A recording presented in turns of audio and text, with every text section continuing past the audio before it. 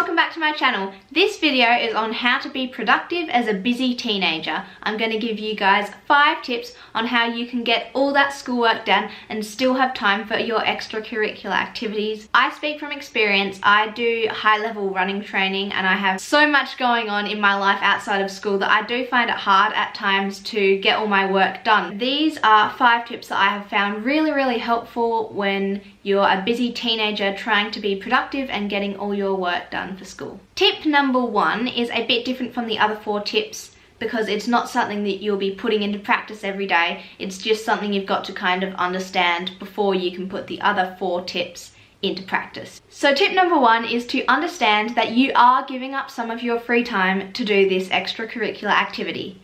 It doesn't mean you're not going to have any free time at all. It just means the time that the activity takes up is taking time out of your free time. But if you really love the activity, then it shouldn't really matter. For example, with me, with running, I love running, so I'm more than happy to be giving up some of my free time to go to running training. But you just have to understand, if you've made the decision to do this activity, then you're not going to have as much free time as you would have had if you didn't do it. Understand that, and let's move on to the next 4 more practical tips. Tip number 2 is to use your time in class. You will be surprised as to how much more work you get done if you use your time in class wisely. And the reason why this is so important, especially if you're a busy person, is because, for example, I have 7 classes in one day, and I know there must be at least 5 minutes in each class that I'm just slacking off at the end, talking to my friends, whatever, which is great, which is good to do. But if you're busy, you really need to be utilizing all of your time. So that's 7 classes, 5 minutes for each one. That's at least 35 minutes, probably more, that I could have spent doing my homework, doing studying, doing those things that I'm going to have to do at some stage. I could have just had them done in class. And also in class, you're already in the kind of working zone, so you don't have to get your books out of your school bag, find your pencil case, find what you need. Like, it's all there, ready for you. You can just do it. You will honestly save so much time if you just utilize your time in class. So that is definitely something you need to start doing if you're not already doing it.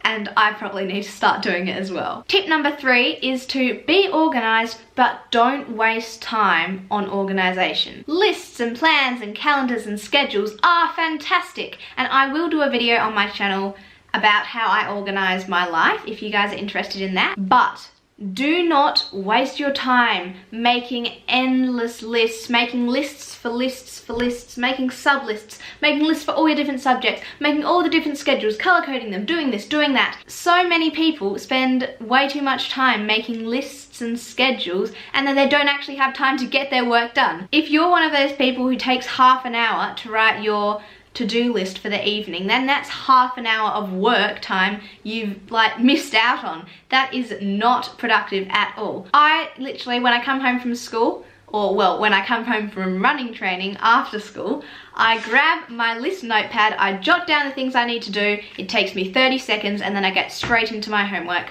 I do not spend half an hour making a list of the things I need to get done because I might as well just be doing them in that time. Tip number 4 is, in my opinion, a very important one.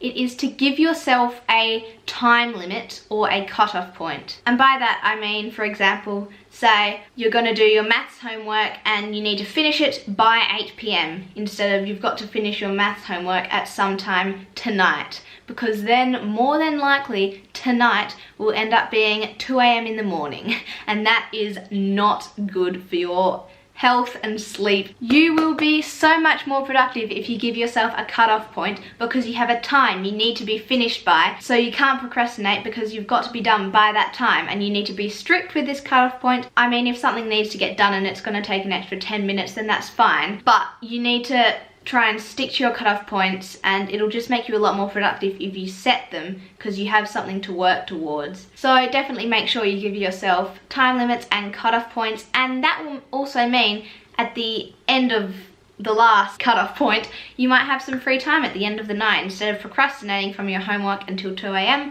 then you don't have any free time at the end of the night because it's already the morning. And the 5th and final tip is to get enough sleep. You've heard it so many times, and the reason you've heard it so many times is because it's so important. You will not be productive if you don't have enough sleep. Trust me, I know you will not be as productive the next day. You will not even be able to concentrate the next day if you don't get enough sleep. And especially being a busy person, you can burn out even more quickly if you're not getting enough sleep.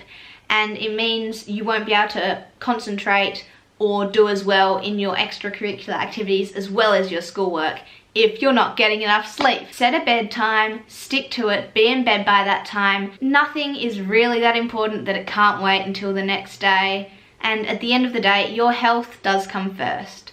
And being sleep deprived is just so not good for you. Honestly, when I don't have enough sleep, I'm just so miserable the next day, can't concentrate on anything. It's just not worth it. It's really not. So make sure you're getting enough sleep. And those are all the tips I have for this video. Thank you so much for watching it. I really hope you got something out of it and that you'll put a few of these tips into practice. Make sure to let me know if you found this video helpful by giving it a thumbs up, and comment down below any questions that you have for my Q&A video, which is coming very soon.